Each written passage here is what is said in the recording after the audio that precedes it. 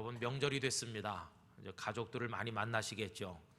그러면 보고 싶었던 얼굴들도 보고 만나고 싶었던 여러 가지 만남들이 이루어질 텐데 많은 이야기들을 함께 나누게 될 것입니다. 밤을 새워가며 하고 싶은 얘기도 많고 듣고 싶은 얘기도 많을 것입니다. 오늘 읽은 이 성경 말씀에 보면 모세가 가족을 만나는 장면이 나와 있습니다. 어저께 우리가 이 말씀을 묵상했었는데요. 모세의 장인인 이드로가 자기 딸이며 모세의 아내인 십보라와 자기 외손자 둘을 데리고 모세를 찾아온 것입니다. 그래서 그 가족들이 함께 모였습니다. 여러분, 모세가 어떻게 이드로의 가족이 됐을까? 그 내용을 성경에서 이미 다 알고 계시죠? 우리가 조금 상상을 해서 그때 일을 한번 생각해 보면 이렇습니다. 본래 이드로에게는 7명의 딸이 있었는데요. 이 딸들은 다 남자 못지않게 아주 활발했던 것 같습니다. 그래서 아버지의 양떼를 몰고 들로 산으로 다니며 목축을 하는데 그래도 여자이기 때문에 한계가 많이 있었습니다. 그것은 우물에 와서 양에게 물을 마시우게 하려고 할 때 거친 남자 목자들에게 많이 시달린다는 것입니다.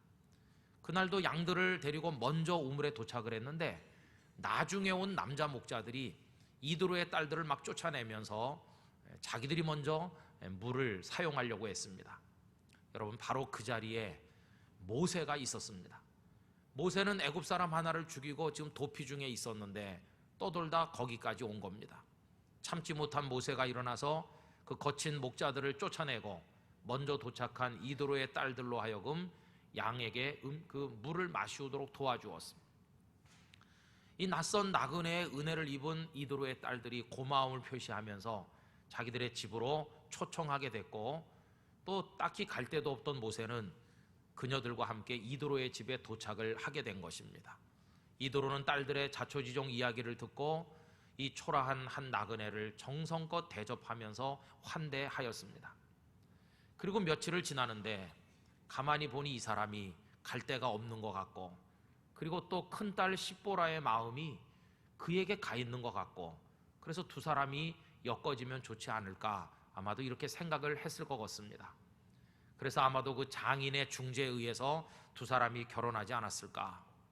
모세는 모세대로 이제 내가 갈 데가 없는데 여기 그저 마음을 두고 살아야 되겠다 이랬던 것 같고요. 또 이드로의 가족들은 힘센 남정네가 있으면 좋지 않겠나. 그리고 이 사람이 아직 누군지는 정확히 모르지만 신실하고 정직해 보이는데 정의감도 있어 보이는데 이런 남자가 우리 집에 있으면 좋겠다. 아마도 이런 생각들이 서로 잘 맞았던 것 같습니다. 어쨌든 모세는 이드로의 사위가 되었습니다. 이드로의 가족들이 처음부터 모세가 어떤 사람인지 다 알았었는지 아니면 살아가면서 조금씩 알게 됐는지 우리는 성경을 통해서는 그 정보를 얻을 수가 없는데 뭐 이랬을 수도 있고 저랬을 수도 있겠죠. 아마도 어쩌면 모세는 처음부터 다 말하지는 않았을지도 모릅니다. 조금 이야기하고 궁금해하는 가족들에게 다른 건 나중에 차차 말씀드리겠습니다. 그랬을는지도 모르겠습니다. 어쨌든 분명한 것은 이 사람이 늘 애굽을 바라보고 있다는 것입니다. 애굽이 있는 그쪽을 바라보면서 오고 가는 사람들에게 애굽 소식을 묻곤 하는데 이 사람의 사연이 뭘까? 그러는 동안에 아들들이 태어나고 모세는 자신이 누구인가를 이야기했겠지요. 나는 바로 왕의 궁궐에서 왕자로 자란 사람이고 내게는 두 어머니가 계시는데 한 어머니는 나를 낳아주신 분으로서 지금 애굽에서 노예로 고통받는 그 히브리 여인 중에 한 사람이고 그리고 나를 길러준 어머니가 있는데 강에 버려진 나를 건져 올려서 모세라는 이름을 주었고 데리고 가서 궁궐에서 왕자로 성장할 수 있도록 도와준 바로의 딸, 그가 바로 나를 길러준 어머니라 이렇게 얘기를 했을 것입니다. 자신은 동족을 구원할 생각으로 개입했다가 애굽 사람 하나를 죽이게 됐고 지금은 쫓기는 신세가 됐는데 자기 몸속에는 히브리인의 피가 흐르고 있고 언젠가는 내가 돌아가서 우리 동족을 구원해내야만 한다고 이야기를 했을 것입니다. 가족들은 그렇게 말하는 모세를 보면서 아, 사연이 많은 사람이구나, 그리고 앞으로 큰 일을 짊어져야 될 사람이로구나 생각을 했겠지요. 그런데 여러분, 그 다음에 아무 일도 일어나지 않았습니다. 이제 머지않아 사람들이 찾아오고 그를 데리고 그를 앞세워서 애굽에 가서 그 이스라엘 백성들을 건져낼 거라고 기대했지만 찾아오는 이도 없고 아무 일도 일어나지 않았습니다. 세월이 1년, 2년, 10년, 20년 지나는 동안에 이젠 모세의 생각도 다 사라진 것 같았습니다. 이제는 미디안 광야에 뼈를 묻으리라 그렇게 마음먹은 것처럼 보였습니다. 갈수록 어깨가 축 처지고 자신감을 완전히 잃어버린 그 사위를 볼 때마다 이드로의 마음이 착잡했을 것입니다. 한편으론 잘 됐다고 여겼을지도 모릅니다. 떠나지 않을 테니까 이제는 완전히 우리 사람이 돼서 살지 않겠나 이런 기대도 했을 테니까요. 그렇지만 또 한편으로는 말없이 양을 몰고 나가는 그 사위의 처진 두 어깨를 보면서 안타까운 생각도 했을 것 같습니다. 그렇게 40년 세월이 흘렀습니다. 그런데 모든 걸 잊고 사는 것처럼 보였던 그 어느 날 사위가 얼굴이 상기된 채로 한 번도 그런 모습을 본 적이 없는 흥분된 모습으로 뛰쳐들어왔습니다. 그리고는 장인과 가족들을 다 모신 자리에서 그날 낮에 호렙산 기슭에서 있었던 이야기를 말해주었습니다.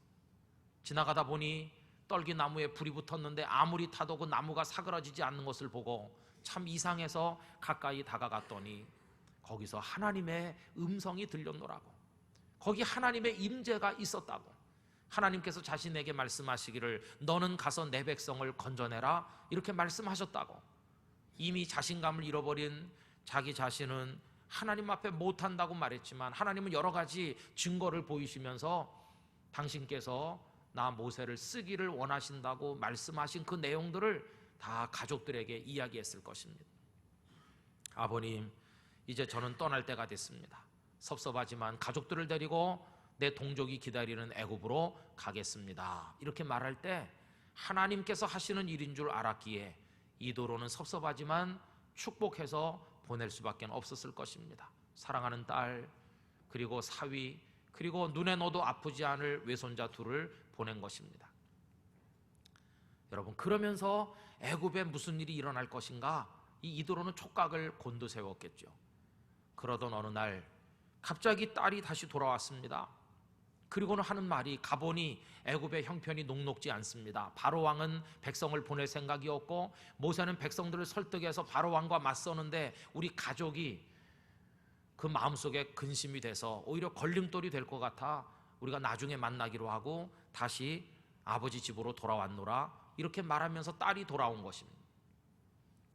그 다음부터 이드로도 십보라도 모세의 두 아들도 그리고 다른 가족들도 하나님께서 애굽에 역사하셔서 그 백성들을 건져주시고 모세로 하여금 이스라엘 민족을 이끌고 나올 수 있게 해달라고 간절히 기도했을 것입니다. 그러면서 그 모래바람과 함께 애굽의 소식이 들려오기를 간절히 기다렸을 텐데 그러던 어느 날 드디어 소식을 듣게 됐습니다. 애굽에 엄청난 일이 일어났고 430년 동안 눌려 살던 그 백성들이 탈출을 했다, 출애굽을 했다 하는 소식이었습니다. 하나님 앞에서 버티던 바로 왕과 그 신하들이 하나님 앞에 다 굴복을 했고 그들의 초태생이 다 죽는 일이 있었고, 더 놀라운 사실은 바로 왕은 후회하면서 전 병력을 동원해서 이스라엘을 되돌리려고 추격했지만 홍해 바다 속에 다 수장됐고 그 넘실대던 바다가 갈라지면서 백성들은 극적으로 구원을 받았다는 소식을 듣게 되었을 것입니다. 그때 이드로와 그 십보라며 그 자녀들이 얼마나 흥분했을까요? 그리고는 행장을 준비해서 자, 이제는 내 남편을 만나러 가야지, 내 아버지한테 가보자. 이드로가 가족들을 재촉해서 길을 떠났을 겁니다. 어쩌면 그들이 길을 가는 도중에 아말렉과 이스라엘이 전쟁을 했다는 이야기도 가면서 들었을지도 모릅니다. 어쨌든 그래 물어 찾아가서 드디어 하나님의 산 신의 산 기슭에 진을 치고 있는 이스라엘 백성들을 만나게 됐고 모세를 만나게 된 것입니다. 그 감격적인 만남, 그 장면이 바로 오늘 읽은 이 출애굽기 18장에 펼쳐져 있습니다. 끌어안고 아버지, 여보, 자네 잘 있었나 이러면서 그동안에 무사했던 것에 대해, 하나님께서 이스라엘 백성들을 건져주신 것에 대해 감사했을 것입니다. 그러면서 장막에 들어가 많은 이야기를 하고 어쩌면 또 장막 밖에 장작불을 피우고 둘러앉아서 밤이 새도록 그동안에 있었던 이야기들을 나누었으리라 그렇게 짐작이 됩니다. 여러분, 이번 명절에 가족들과 만나 이야기하시듯이 여기도 지금 가족들의 아름다운 대화가 펼쳐지고 있습니다. 그날 밤 모세는 무슨 얘기를 했을까요? 할 얘기가 얼마나 많았겠습니까? 아마도 이런 얘기 하고 싶었을 겁니다. 40년 만에 애굽 땅에 되돌아가던 그 감회, 저 멀리서 어린 시절 성장했던 그 궁궐을 바라볼 때 그 마음의 여러 가지 생각들, 그리고 백성들 앞에 서서 자신이 하나님이 보낸 사람이며 하나님께서 당신들을 가나안으로 인도하고자 하신다는 뜻을 전할 때 기뻐하면서도 반신반의하던 그 백성들의 표정, 그리고 드디어 떨리는 마음으로 바로 왕 앞에 섰을 때 많은 신하들이 자신을 바라보던 그 시선, 40년 전에는 애굽의 궁궐에서 왕자의 신분으로 있었으나 지금은 노예 백성의 지도자가 돼서 적대의 입장에 서 있는 그 모세를 바라보던 그들의 착잡한 마음들, 적대감들, 그런 것도 이야기하고 싶었겠죠.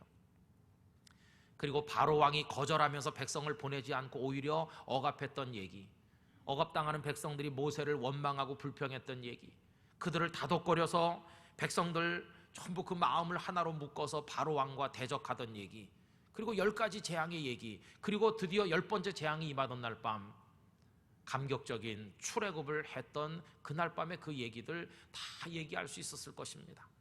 그러면서 그 다음 얘기는 광야 얘기로 이어지고 쫓아오는 애국 군대와 앞을 갈아먹는 홍해바다 앞에서의 절망의 이야기로 이어지고, 그리고 지팡이를 내밀었더니 바다가 갈라진 얘기, 그리고 뒤돌아보니 쫓아오던 애국 군대가 전부 물속에서 몰살당하는 걸 되돌아보던 바로 그 얘기, 그 감격, 그런 거 말했겠죠. 그리고 광야에 나오니 먹을 게 없고 마실 게 없어 고통받았는데 하나님께서 만나와 메추라기를 주신 얘기, 생각지 못했던 적인 아말렉이 덮쳐서 그들과 준비도 없이 전쟁을 했던 그 어렵던 순간들의 이야기, 그리고 하나님께서 그들로 하여금 이기게 하신 그런 여러 가지 이야기들. 백성들이 처음에는 모세를 신뢰하지 않았지만 이제는 제법 백성들이 나를 믿어준다고, 이제는 내가 어느 정도 이 백성들의 지도자로 자리를 굳혀놓으라고 그런 자랑스러운 이야기를 했을는지도 모릅니다. 여러분, 모세가 그런 얘기를 밤새 할 때 그때 그 가족들의 표정은 어땠을까요? 아마도 모세의 두 아들은 아버지를 막 존경의 눈으로 쳐다봤을지도 모릅니다. 아내 십보라는 사랑이 넘치는 눈길로 남편을 바라봤을 것이고, 그 다음에 장인 이드로는요, 내가 무슨 복이 많아서 이런 위대한 사위를 얻었나, 예전에 저희 장인이 생각하신 것처럼 그러지 않았을까, 이런 생각이 들어요. 그죠? 착각 속에 살면 행복합니다. 근데요, 모세가 그런 얘기하고 가족들은 그렇게 들으면서 기뻐하고 그랬을 것 같은데, 근데 오늘 성경 말씀을 읽어보면 좀 다르다는 것입니다. 모세는 그렇게 말하지 않았다는 것입니다. 아니, 좀 더 정확히 말씀드린다면 그런 얘기를 하긴 다 했는데 그 이야기를 하는 방식이 다르다는 것입니다. 어떻게 다른가? 무엇을 어떻게 말했는가? 여러분, 그걸 알기 위해서 오늘 본문 가운데서 8절 말씀을 다 같이 읽어보기를 원합니다. 8절 다 같이 읽겠습니다. 모세가 여호와께서 이스라엘을 위하여 바로와 애굽 사람에게 행하신 모든 일과 길에서 그들이 당한 모든 고난과 여호와께서 그들을 구원하신 일을 다 그 장인에게 말하매. 아멘. 모세는 그동안에 있었던 일을 다 얘기했습니다. 그런데 그 많은 이야기 속에 모세 자신은 없었다는 것입니다. 모세 자기 이야기는 없었습니다. 그 대신 그는 여호와 하나님을 이야기하였습니다. 하나님께서 하셨습니다. 여러분, 거기 8절을 다시 한번 보시면 그 주어가 모세인가요? 여호와이신가요? 모세가 말을 하는데 여호와께서 이스라엘을 위하여 행하신 모든 일, 또 조금 내려가 보면 여호와께서 그들을 구원하신 일, 이렇게 말했습니다. 그 위대하고 엄청난 일을 행하신 분이 누구이신가? 모세? 아니요, 하나님이셨습니다. 그래서 여호와 하나님께서 우리를 구원하셨고 여호와 하나님께서 우리를 인도하셨습니다. 그렇게 말했다는 것입니다. 물론 이 엄청난 사건이 일어나던 그 현장에 모세가 있었던 것은 사실이지만, 그러나 그 일을 모세가 한 것은 아니었다고 하는 것입니다. 하나님께서 하셨다. 여러분, 홍해를 향해 지팡이를 내민 것은 모세였지만 바다가 갈라지게 하신 분은 전능하신 하나님이셨습니다. 아말렉이 쳐들어왔을 때 산 위에 올라가 하루 종일 팔을 들고 서 있었던 이는 모세였지만 그 전쟁을 이기게 하신 분은 모세가 아니라 하나님이셨다 하는 것입니다.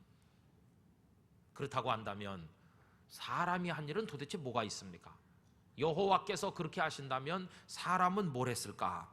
8절 말씀 중간을 보실까요? 여호와께서 이렇게 놀라운 일을 하시는 가운데 중간에 이런 말씀이 나옵니다. 길에서 그들이 당한 모든 고난. 여러분, 그들은 모세와 이스라엘 백성을 말합니다. 이 그들은 사람을 말합니다. 사람이 지금 주어가 되어 있습니다. 사람이 주어가 돼서 일어나는 일이 뭔가요? 고난을 당하는 것입니다. 사람이 하는 것은 애쓰고 수고하고 노력하고 발버둥 치기는 하지만 사람이 주체가 돼서 이루어지는 결과는 고생이고 고난이고 시련을 겪는 것이고 슬픔을 당하는 것이고 어려움을 겪는 것입니다. 사람이 하는 것은 다 고난을 당하는 것밖에 없어요. 이게 사람의 한계입니다. 사람은 고난을 당하고 고통을 당하죠. 그러나 사람은 그런 자기 자신을 스스로 구원할 능력이 없다는 것입니다. 사람은 고난당하고 사람은 문제에 봉착하고 사람은 슬퍼하고 고통당하지만 그것을 건져 올리시는 분은 오직 한 분, 여호와 하나님 아버지밖에 없다 하는 것입니다. 그래서 여러분, 모세는 그 많은 밤새도록 하는 이야기 속에 자기 이야기를 하지 않은 것입니다. 자기를 도와주는 수하들 얘기도 하지 않았습니다. 예를 들면 내가 여호수아라는 젊은이를 만났는데 그 사람이 얼마나 신실한지 그 사람 덕분에 우리가 여기까지 왔습니다. 이런 얘기 하지 않았습니다. 우리 백성들이 말이 많긴 하지만 그래도 아주 열정 있고 하나가 돼서 저를 적극적으로 믿고 따라줬기 때문에 우리가 여기까지 왔노라, 그런 식으로도 말하지 않았습니다. 오직 모세는 여호와께서 우리를 건지셨고 여호와께서 우리를 인도하셨노라고 이야기를 했다는 것입니다. 성도 여러분, 그 누구도 주인공이 아니었습니다. 주인공은 오직 하나님 아버지 한 분밖에는 없었습니다. 그러면 이렇게 이야기하는 사위의 이야기를 밤새도록 들은 그 장인 이드로의 반응이 어떻습니까? 여러분, 9절과 10절을 우리 다 같이 한번 읽어보겠습니다. 이드로가 여호와께서 이스라엘에게 큰 은혜를 베푸사 애굽 사람의 손에서 구원하심을 기뻐하여 이드로가 이르되 여호와를 찬송하리로다. 너희를 애굽 사람의 손에서와 바로의 손에서 건져내시고 백성을 애굽 사람의 손 아래서 건지셨도다. 아멘. 이드로는 여호와 하나님을 찬양했습니다. 사위를 추켜 세우지 않았습니다. 물론 이 사위가 자랑스럽고 이 사위가 수고 많이 한 걸 알지만 사위를 추켜 세운 것이 아니라 여호와 하나님을 찬양했습니다. 왜 그럴까요? 그들에게 큰 은혜를 베푸신 분이 하나님이신 걸 알고 하나님께서 그들을 건지시고 바로 왕과 애굽 백성의 손에서 구원하셨다는 걸 이드로가 확실하게 알았기 때문인 것입니다. 영광 받으실 분은 하나님 한 분이시다. 여러분, 이드로의 이야기가 11절에 이어지는데 11절 다 같이 읽읍시다. 이제 내가 알았도다. 여호와는 모든 신보다 크심으로 이스라엘에게 교만하게 행하는 그들을 이기셨도다 하고, 할렐루야. 여러분, 하나님이 참 신이시며 위대하신 분이시며 하나님께서 이기게 하셨다, 그것을 이드로가 확실하게 알게 됐다는 것입니다. 그날 밤이 새도록 나눈 이야기의 주제는 하나님이셨습니다. 하나님의 위대하심이었습니다. 하나님의 베푸신 은혜였습니다. 하나님의 백성을 향한 사랑의 마음이었습니다. 그게 그날 밤 모세 이야기의 핵심 주제였습니다. 성도 여러분, 그렇다고 한다면 오늘 우리들이 가족을 만나, 주변 사람을 만나, 세상을 살아가는 도중에 만나는 우리와 같이 걸어가는 사람들에게 무슨 이야기를 어떻게 해주면 좋을까요? 우리도 똑같이 말해야 될 줄로 믿습니다. 우리도 하나님을 말해 주어야 됩니다. 우리도 하나님께서 하신 일을 이야기해야만 될 것입니다. 하나님께서 어떻게 나 같은 죄인을 사랑하셨는지, 어떻게 예수님을 보내주셨는지, 한 사람도 믿는 이가 없는 가족에 태어난 나를 어떻게 하나님이 구원하셔서 내 마음을 여시고 복음을 받아들이게 하시고 하나님의 자녀가 된 걸 감격하며 여기 이 땅끝 교회에서 예수 믿고 하나님을 향한 거룩한 비전을 가지고 살게 하시는지, 그리고 하나님께 내 인생을 어떻게 맡기도록 내 마음을 날마다 새롭게 하시는지, 하나님으로부터 받은 은혜와 사랑의 이야기를 주변 사람들에게 말해줘야만 한다 하는 것입니다. 여러분, 그런 의미에서 우리 모두가 아주 멋진 하나님 이야기꾼이 될 수 있기를 기원합니다. 우린 종종 간증을 하기도 하고 듣기도 합니다. 여러분, 간증이 뭡니까? 간증은요, 얼핏 들으면 사람들의 인생을 이야기하는 것처럼 들리지만 사실은 사람의 이야기가 아니라 사람들의 고통 어린 삶 속에 나타나신 하나님 이야기를 하는 것이, 그게 바로 간증인 것입니다. 근데 우리는 종종 잘못 짚을 때가 있습니다. 그래서 나를 얘기합니다. 이건 간증이 아닙니다. 그런 면에서 우리는 요셉을 본받아야 된다고 생각합니다. 감옥에 있는 요셉에게 호출이 왔습니다. 왕께서 너를 부른다. 이 죄수인 요셉 말끔하게 씻고 새 옷을 입고 상상도 못할 자리에 불려나가 바로왕 앞에 서게 됐습니다. 그가 거기 나오게 된 연유는 이렇습니다. 바로왕이 꿈을 꿨는데 아무도 해석해 주는 사람이 없었습니다. 꿈은 꾸었으나 뜻을 모를 때 바로에게 큰 번민이 찾아왔습니다. 도대체 누가 해석해 줄 수 있는가? 그럴 때 술 맡은 관원이 앞에 나서서 말했습니다. 왕이시여, 2년쯤 전에 제가 왕께 큰 죄를 짓고 감옥에 갔을 때 거기 팔려온 노예로서 감옥에 온 히브리 소년이 하나 있었는데 그가 제가 꾼 꿈을 잘 해석해 줬고 그가 해석해 준 대로 제가 복직이 돼서 오늘 여기 왕 앞에 서 있게 되었습니다. 그를 불러보시면 그가 아마 꿈을 해석할 수 있지 않을까 생각이 듭니다. 이래서 이제 요셉이 부름을 받고 나온 것입니다. 바로 왕은 이 젊은이가 꿈을 해석할 수 있다고 생각했습니다.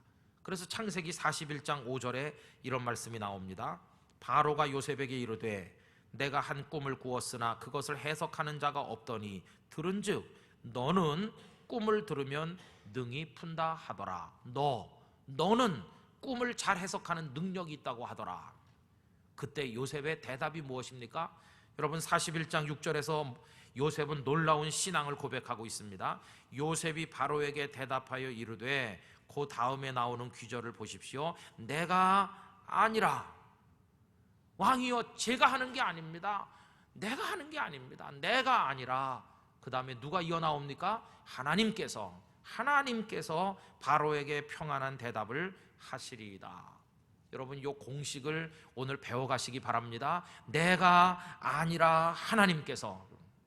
여러분, 이게 우리의 가슴에 새겨야 될 것입니다. 너는 어떻게 인생을 승리할 것인가? 내가 아니라 하나님께서 도우심으로. 넌 어떻게 여기까지 이렇게 살아왔는가? 내가 아니라 하나님께서 은혜를 주셨으므로. 내가 아니라 하나님께서.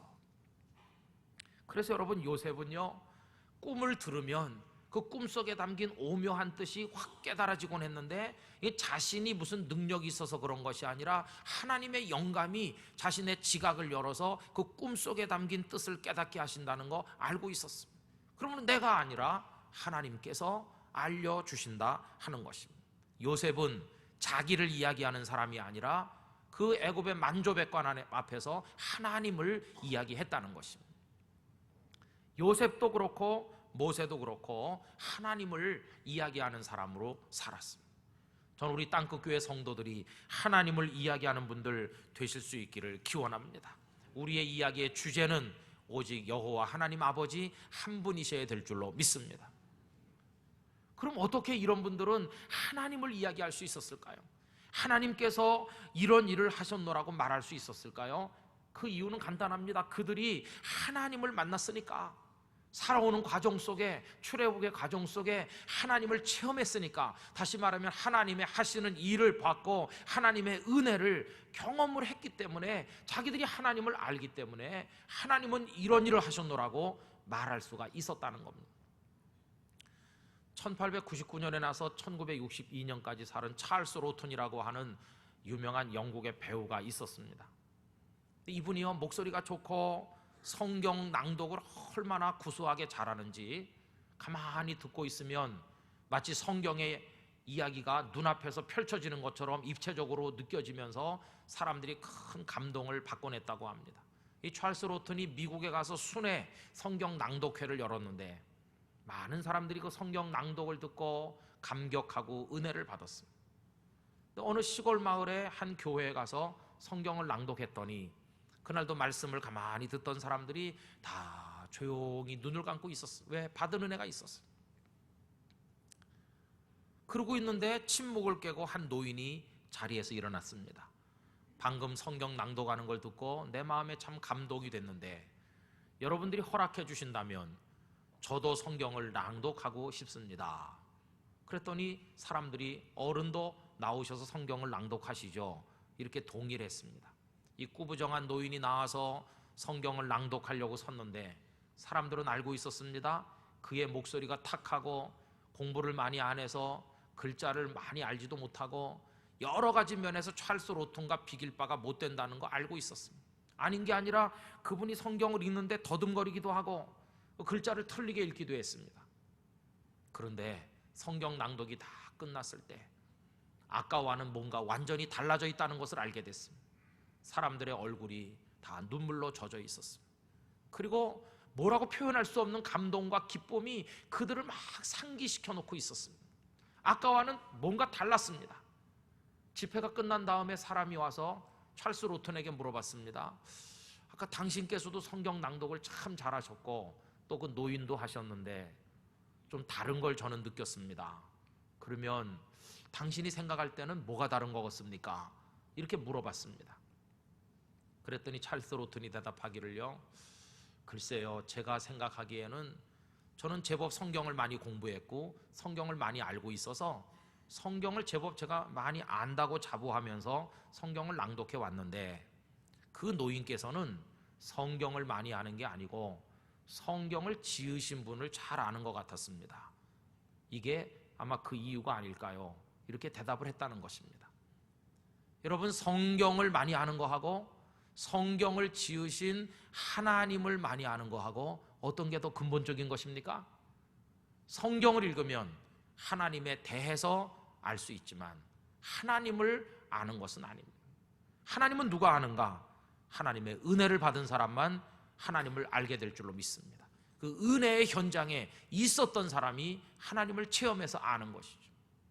저는 우리들이 하나님에 대해서 객관적 지식을 많이 가지고 하나님에 대해 설명하자면 이렇다 저렇다 말하는 사람이 아니라 내가 인생 살아가면서 체험했고 만났던 날 구원하신 그 하나님, 내가 만난 하나님의 이야기를 사람들에게 고백할 수 있기를 간절히 기원하는 것입니다. 그게 중요한 것입니다.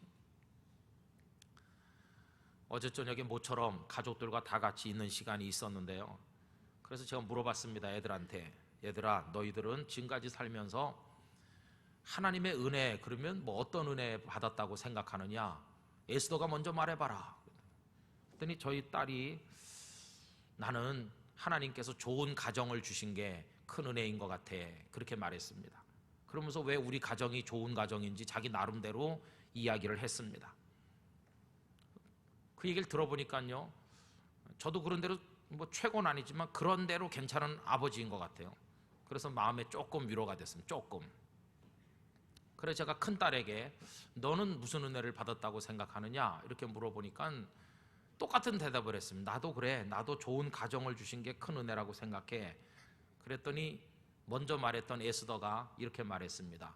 왜 똑같이 따라 하는데 자기가 생각해서 창의력 있게 말해야지 왜 복사해가지고 똑같이 말하느냐는 거죠. 그랬더니 저희 막내가 갑자기 끼어들었습니다. 이런 건 창의력으로 말하는 게 아니고 은혜로 하는 거야. 그래서 제가 감동받았습니다. 창의력으로 하는 게 아니고 받은 은혜로 하는 거라고. 받은 은혜로. 목사 딸이 다르죠. 저희 막내를 잘 지켜보다가 며느리 삼으시기 바랍니다. 그 말이 맞아요, 여러분. 좋은 간증문, 은혜가 되는 간증문은 뛰어난 문장 실력에서 나오는 게 아닙니다. 사람을 감동시키는 간증은요, 뛰어난 문장 실력에서 나오는 게 아니라 받은 은혜의 고백으로부터 나오는 것입니다. 하나님 이야기는 머리를 맞대고 책상 머리에 둘러앉아서 뭐라고 말하는 게 좋을까 연구해서 나오는 게 아니라 살아오는 인생의 전 과정 속에 하나님의 은혜를 경험했을 때 바로 거기서부터 하나님은 나를 위해 이렇게 하셨습니다, 그 말할 수 있는 이야기거리가 나오는 거 아니겠습니까? 여러분, 저는 그런 의미에서 여러분들도 홍해 바다를 건너시기를 바랍니다. 여러분들도 아말렉을 이기는 승리를 체험하시기 원합니다. 그들이 10가지 재앙의 현장에 있었고 홍해를 건너고 아말렉과 싸워 이기면서 하나님께서 이렇게 하셨습니다, 이렇게 말할 수 있게 된 것처럼 여러분들도 인생의 어려운 난관 앞에 섰을 때 하나님의 은혜를 사모하셔서 아말렉도 이기고 홍해도 건너시게 된다면 하나님께서 나를 이렇게 하셨노라고 말하실 수 있을 거 아니겠습니까? 하나님의 은혜와 그 위대한 하나님의 사랑의 역사를 간절히 사모하시고 체험하게 되시기를 원하는 것입니다. 그래서 이 하나님 이야기를 하면요, 하나님께 영광이 됩니다. 아까 이드로가 하나님을 찬양하리로다 이렇게 한 것처럼 우리 이야기를 듣는 사람들이 하나님을 찬양하게 될 것이고 하나님을 알게 되는 역사가 나타날 것입니다. 뿐만 아니라 이렇게 하다 보면요, 그 속에는 귀중한 고백도 담겨 있는데, 하나님 아버지, 저를 여기까지 에벤에셀의 하나님이 되셔서 여기까지 인도하시고 도우신 아버지 하나님께서 저의 앞날에도 저의 불투명한 미래 속에서도 함께 하시고 저를 위해 축복해 주실 것을 믿습니다. 여호와 이레의 하나님이 되어 주실 것을 믿습니다 하는 고백이 그 속에 담겨 있게 된다는 것입니다. 이 시대에 세상의 온갖 이야기들이 난무하는 한복판에 살면서 우리 성도들은 이 작은 입으로 거룩하시고 위대하신 하나님의 스토리를 이야기하게 되기를 원합니다. 그들이 만난 하나님을 이야기하는 게 아니라 내가 만난 내 아버지 하나님의 이야기. 그래서 잠시 후에 부를 찬송처럼 이것이 나의 간증이요, 이것이 나의 찬송이다, 나의 간증이고 나의 찬송이고, 여러분들 속에 그런 풍성한 하나님 은혜의 이야기가 넘쳐나게 되시기를 축원합니다. 여러분, 이 시대 멋진 하나님 나라의 변사가 되시기 바라고요, 하나님 이야기꾼이 되셔서 주변 사람들에게 하나님을 말하며 살아가게 되시기를 주님의 이름으로 축원합니다. 다 같이 기도하겠습니다. 이 시간 다 같이 머리 숙여서 짧지만 간절하게, 하나님 저에게 은혜를 주세요, 하나님을 체험하고 만나게 해주세요, 저도 하나님께서 하셨습니다 이렇게 말할 수 있게 하여 주시옵소서. 우리 교회와 가정과 개개인들에게 은혜를 내려달라고 다 같이 하나님 앞에 기도하겠습니다. 사랑과 자비가 풍성하신 내 아버지 하나님, 감사합니다. 모세는 장인과 가족들에게 여호와 하나님께서 하신 일을 이야기했습니다. 모세 자신을 말하지 않았습니다. 하나님께서 이룩하시고 하나님께서 베푸신 은혜 이야기를 고백하였습니다. 아버지 하나님, 저희들도 그와 같이 되게 하여 주시길 원합니다. 하나님을 높이고 하나님을 찬송하고 하나님을 영광스럽게 하며 내가 만난 하나님을 고백할 수 있도록 은혜 내려 주옵소서. 아멘. 할렐루야. 하나님 아버지, 사랑하는 땅끝교회 성도들로 하여금 내가 이렇게 말하는 것이 아니라 하나님께서 하셨습니다 말하며 앞으로도 하나님께서 저를 인도해 주실 줄 믿습니다 고백하며 하나님을 이야기하는 사람으로 이 세상을 살아가게 하여 주시옵소서. 예수님의 이름으로 기도하옵나이다. 아멘.